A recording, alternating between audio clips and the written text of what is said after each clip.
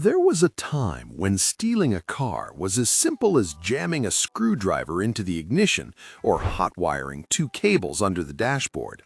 But those days are largely behind us thanks to a piece of technology called the Immobilizer. This is an electronic security device that acts as a digital guardian for your vehicle. Invented way back in 1944 by Frank Marug and standardized in the automotive industry much later to combat rising crime rates, the immobilizer is basically a handshake between your key and your car's computer. In the US, almost every modern vehicle comes equipped with this system. It is often referred to as a chip key or transponder key system. Here is how it works.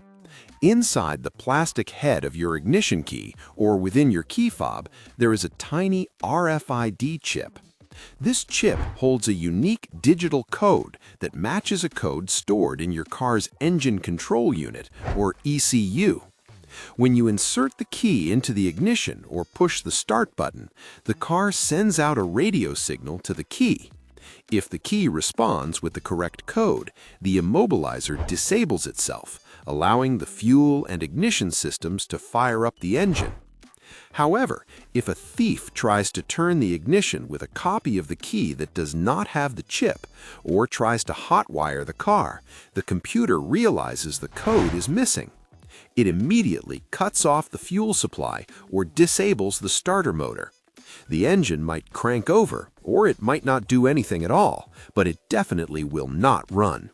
This effectively turns the car into a 2-ton paperweight that cannot be driven away.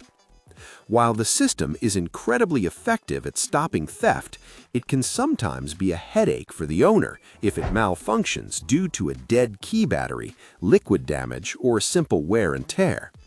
If you ever turn your key and see a security light flashing on your dashboard while the engine refuses to start, your immobilizer has likely stepped in to protect the car, perhaps even from you.